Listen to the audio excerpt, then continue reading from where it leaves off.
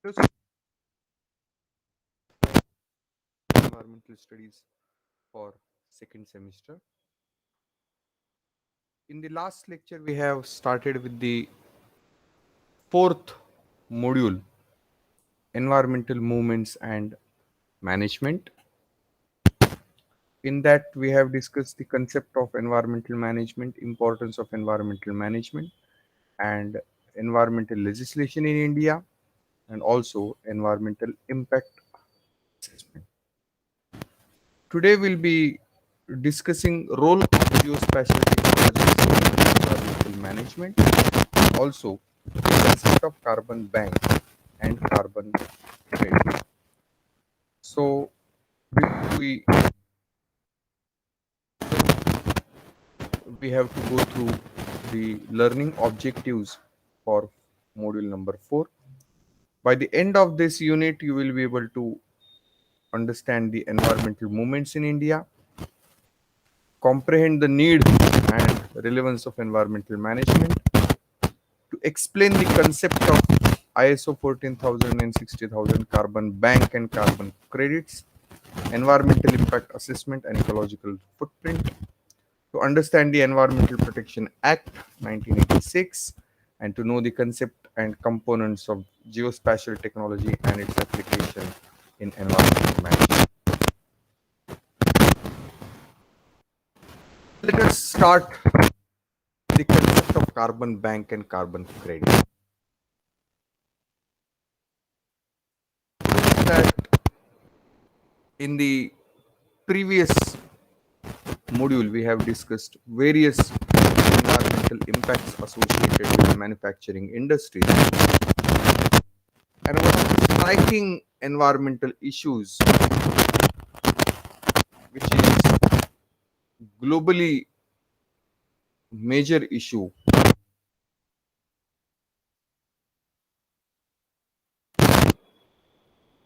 global warming and global climate change. And we have also discussed that for global warming and climate change, various greenhouse gases are including carbon dioxide, methane, sulfur dioxide, nitrous oxide, and so many other pollutant gases. But carbon dioxide play significant role in the process of global warming, and therefore control of carbon emission is an important effort towards control of the global warming problem.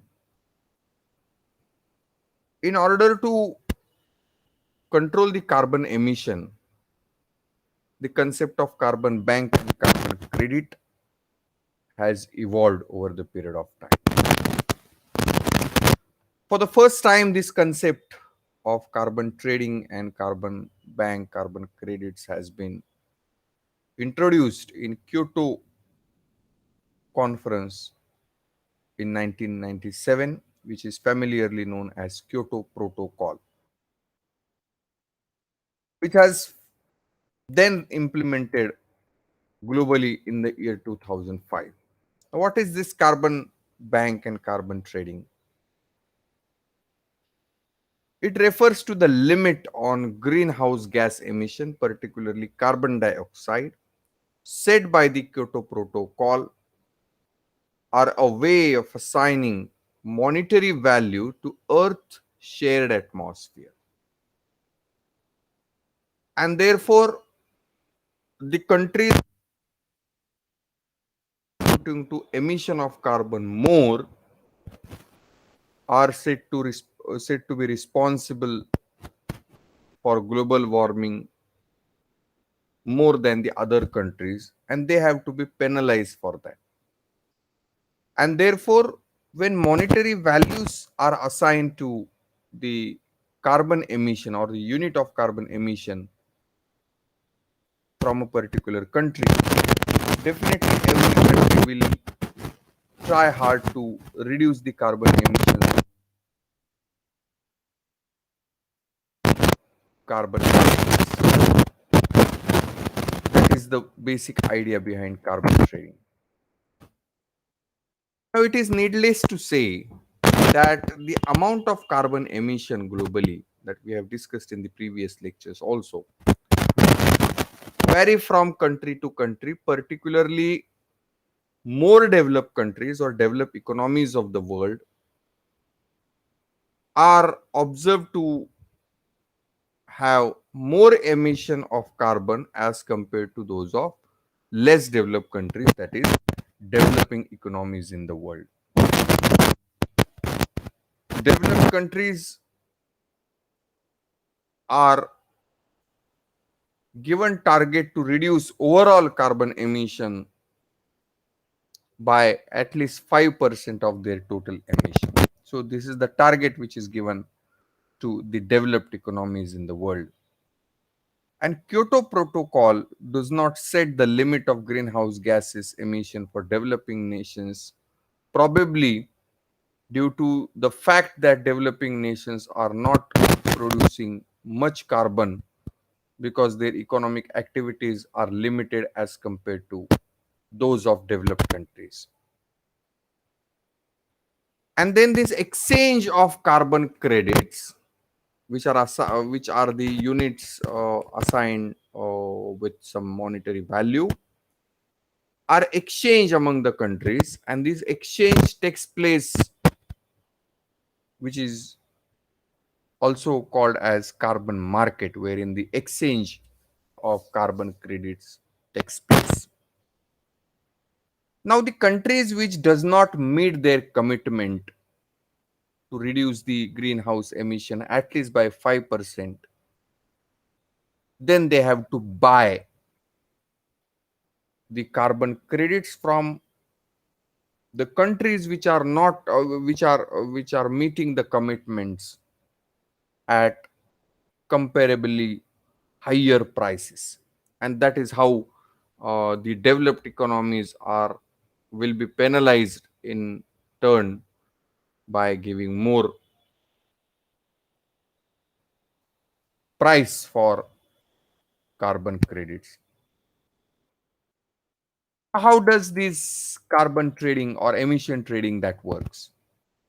This particular diagram will help us to understand the amount of the process of carbon emission or emission trading that works actually.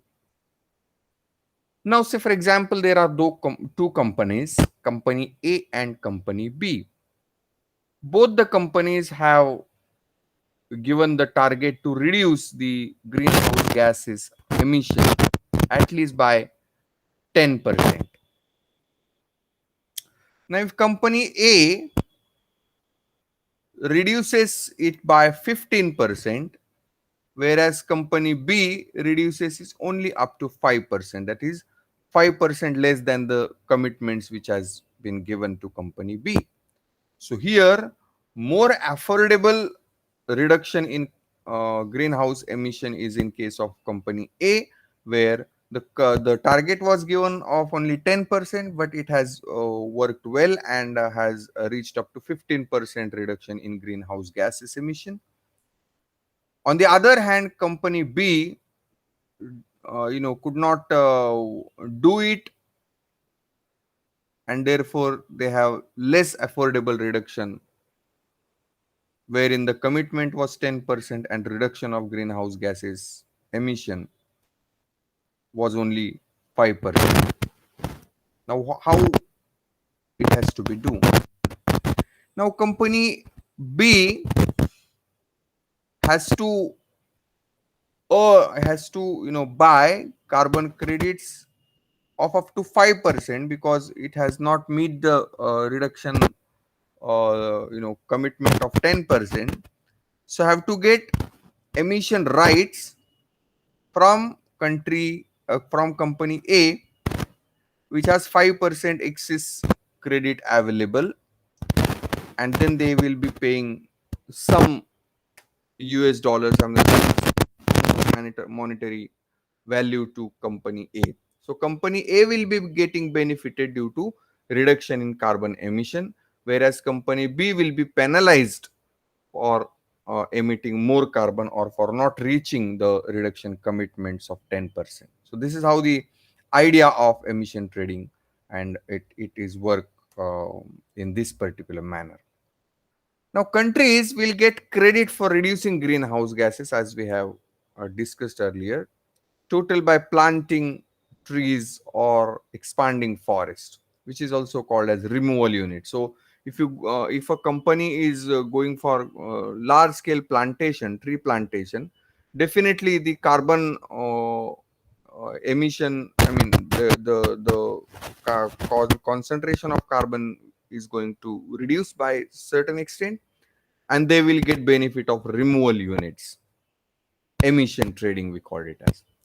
Now, under clean development mechanism, which was set by Kyoto Protocol, joint implement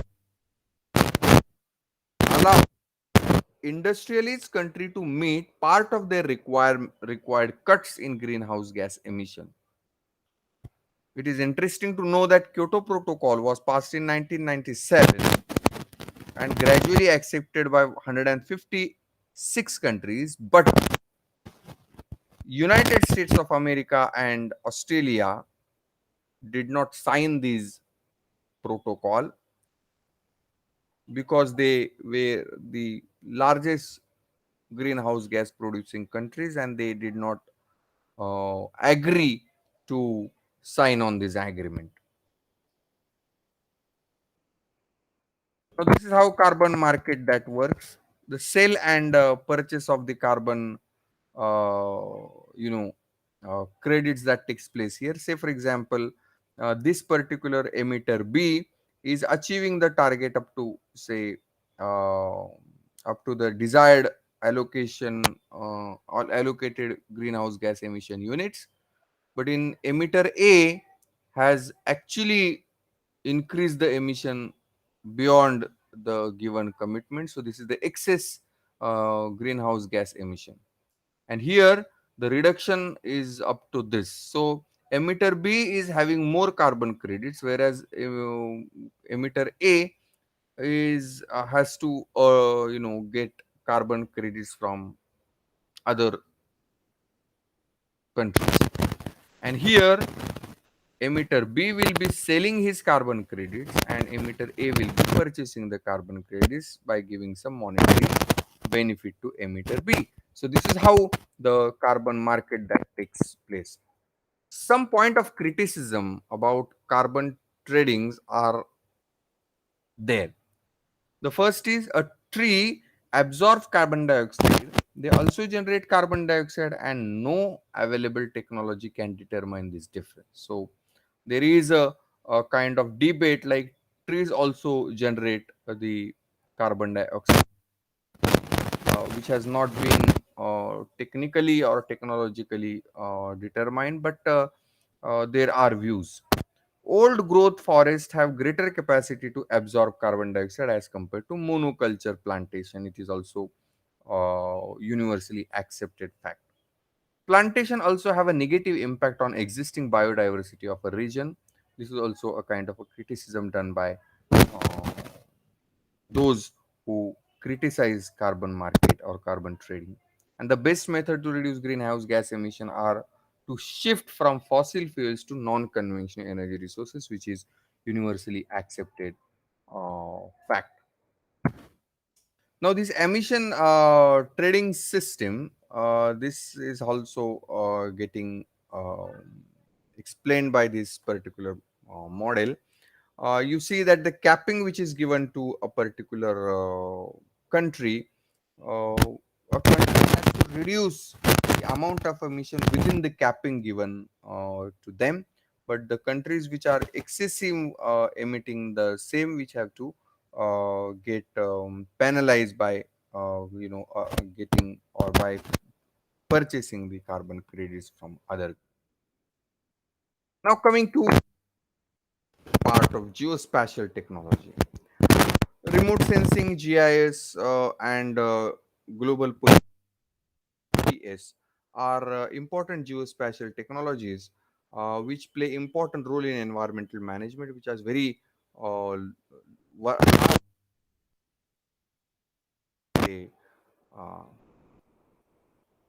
applications in environmental management.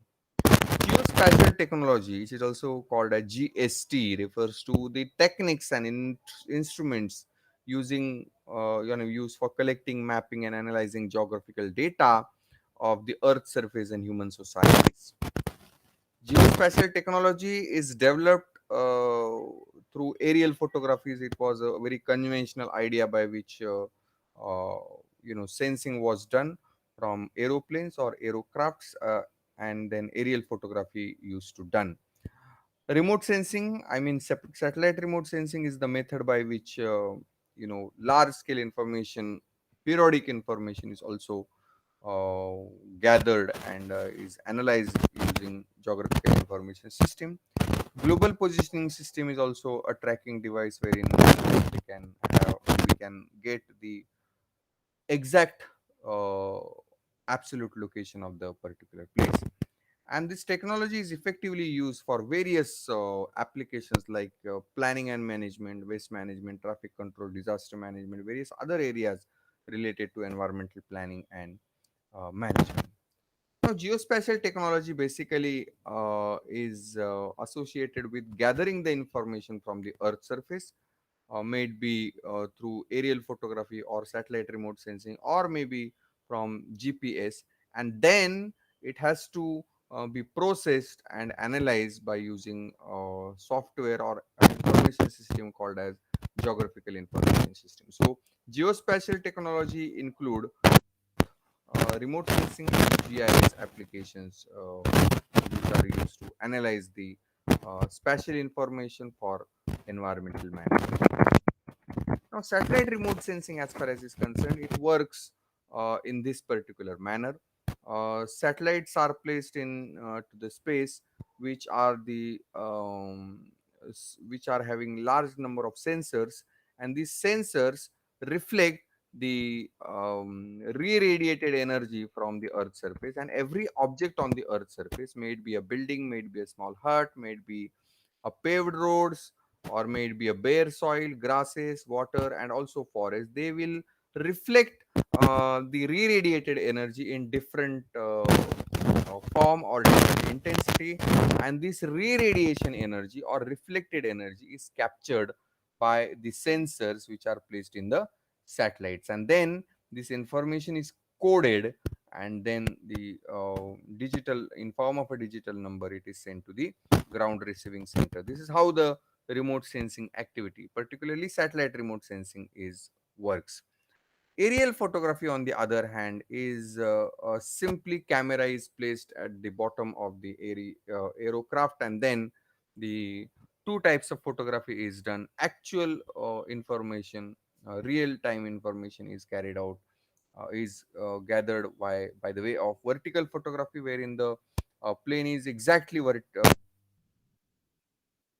camera is exactly uh, parallel, exactly perpendicular to the ground surface, and sometimes it is um, also placed in oblique manner, which can gather the information about the height of a particular object, and many much more information about objects on the earth's surface. So this is aerial photography. The remote sensing process, as I told you, that the source of energy is sun, the reflected energy from the target is captured by the sensors placed in the satellites, and then the reflected energy, which is stored in form of digital numbers or DN numbers. Again, it is captured by the ground receiving center, and from there it is processed and analyzed using various geospatial softwares, and then it is applied to various uh, areas of environment. Now, this is how a various kind of information which is being filtered and analyzed by using geographical information.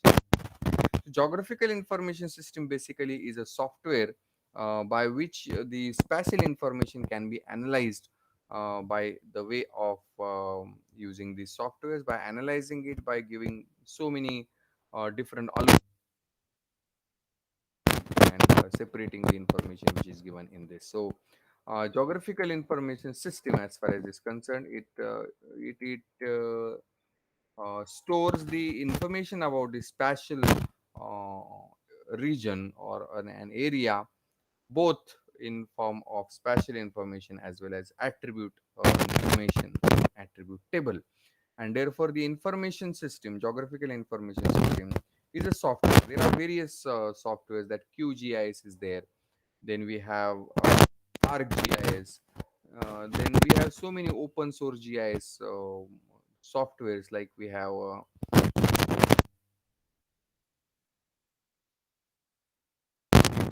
various open source softwares, like you say MapInfo and many other.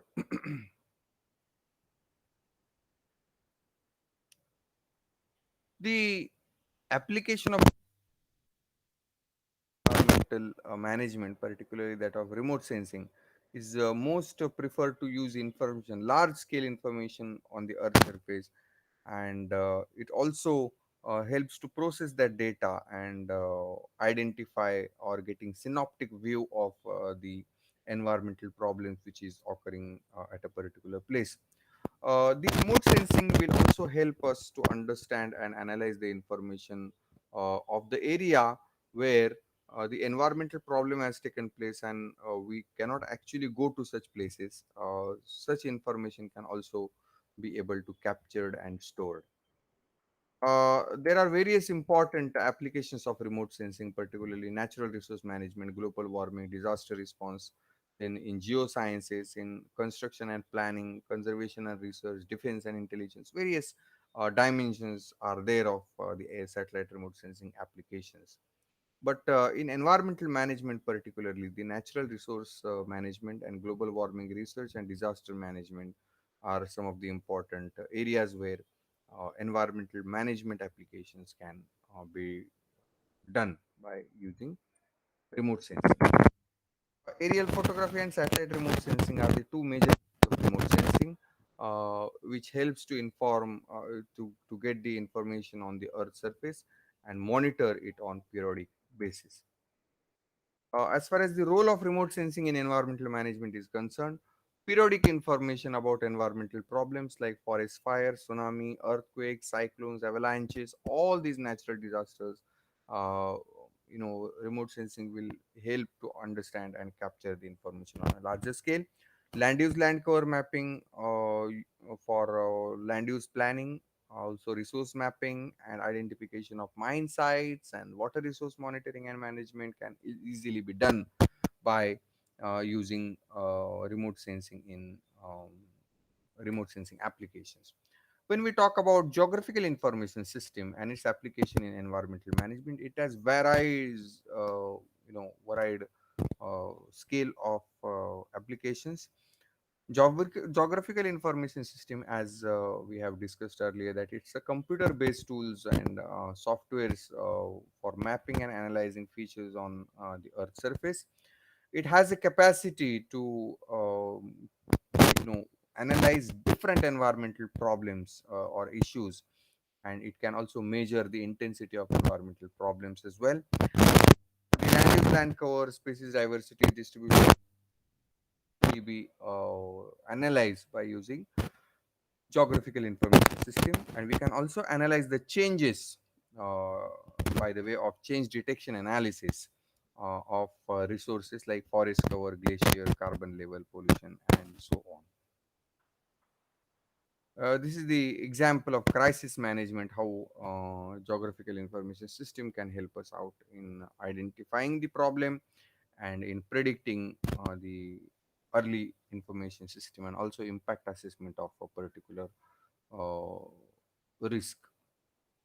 Also in vulnerability mapping, rescue mapping, and hazard mapping is also done by using spatial as well as attribute information or non-spatial information. These are some of the important applications like resource mapping, process modeling, risk assessment, resource conservation, resource management, impact assessment are the important areas where geographical information system can help us out in understanding geographical phenomena. GPS, that is Global Positioning System, has a very important uh, impact on environmental management, particularly uh, the locational aspects of environmental elements. GPS is the tracking device which uses 24 high altitude satellites for identifying the exact location of a particular place, and accurate tracking of environmental disaster and various environmental problems can easily be identified by using GPS tracking system. Wildlife movement can also be tracked with this, and also other tracking done by using GPS. So that's how it is important. So